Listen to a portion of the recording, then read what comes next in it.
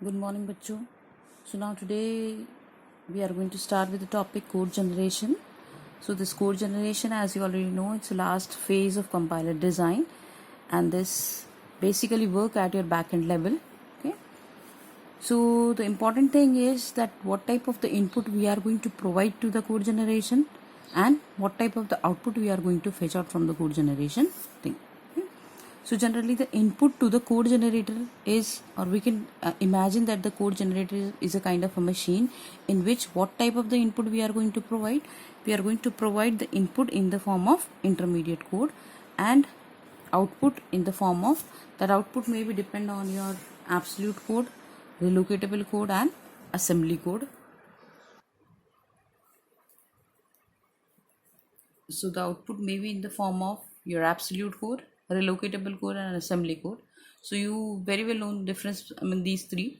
So the starting with the very first one, that is the absolute code. So the meaning of the absolute code, that whatever the code you are generating, that directly goes to the memory and it will execute that thing. Whereas when you are going to talk about the relocatable code, it means you require a linker and loader for that. Means you are not giving exact location to that in your output code.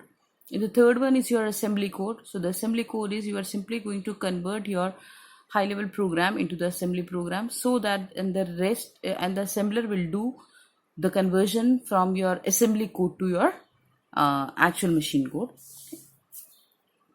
So before discussing this code generation phase, first important thing is that what are the issues that we are going to face in the code generation.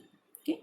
So the issues which are present in the code generator is, the very first one is your input, that in which form you are going to provide an input to your machine. What type of the output we are going to generate, whether the output may be in the form of the absolute code, relocatable code and your assembly code. Okay. And the third one is your memory management. The memory management means if we ultimately efficiently we are going to utilize our all the memories. Okay. So the memory means your data may be stored in the form of your registers or in the memory. So which particular take your lesser time for execution if the data is present in your memory or in the register. So obviously if the data is present in the register, so it will take a lesser time. Okay. Then the fourth one is instruction selection, because we are going to write down a code in the form of your assembly code. So what type of the instruction we are going to select. Let's say the instructions are, you have a move instruction, you have a add instruction, load instruction. Okay. So you have a different type of instructions are there. So which type of instruction you are going to select, so that your compiler will take your lesser time. Again, at the time of this instruction selection, you very well know that there are the addressing modes are there, that you already studied in your computer architecture, that we have a different type of addressing modes. Like we have a directed addressing mode, we have an indirect addressing mode. Okay. We have a direct addressing mode. So based on that thing, again we are going to find it out that which instruction will take your lesser time. And the important one is register allocation. So you know that the register will take your lesser time as compared to your memory. So how you are going to allocate your register to the each and every variable.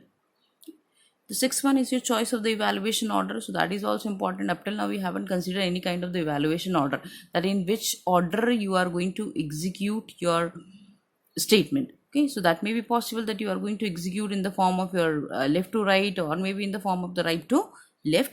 So that is also depends. So at the time of the code generation, you are going to identify that in which form, in which evaluation order you are going to continue.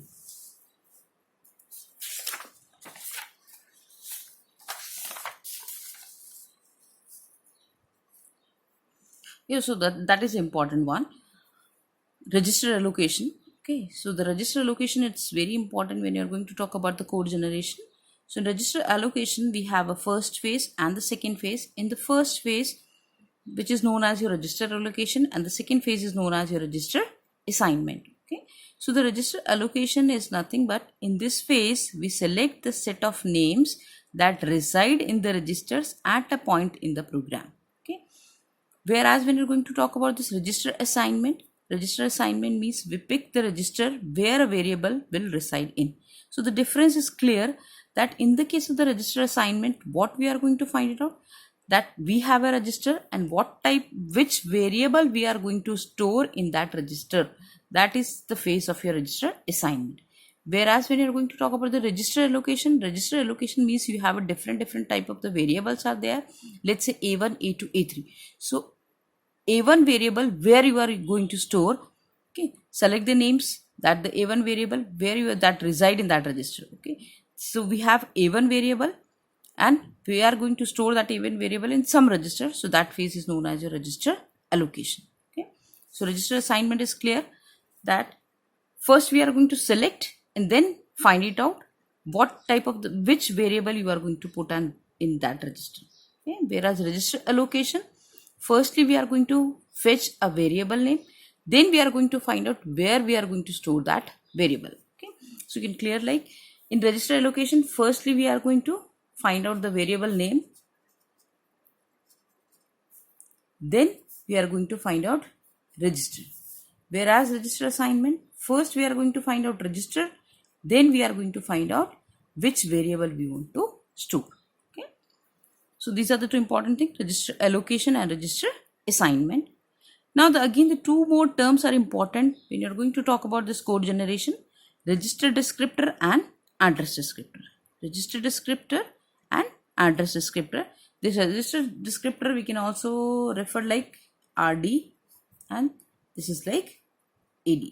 Okay, so what this register descriptor is saying, it's simply a pointer which point out that what is currently available in your register. Okay, register descriptor means it is simply saying आपके register में अभी क्या रखा हुआ है.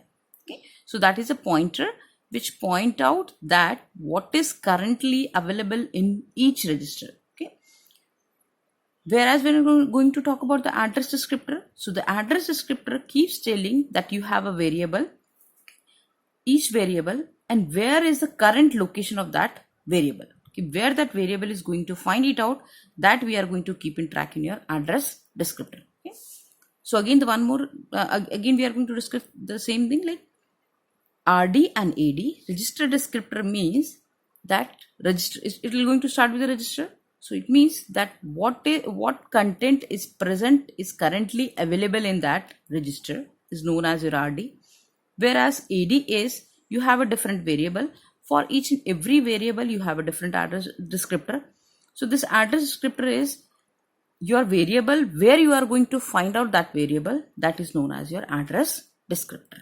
Okay, so these are the important one, register descriptor and address descriptor. Later on we are going to use this RD and AD in our algorithms.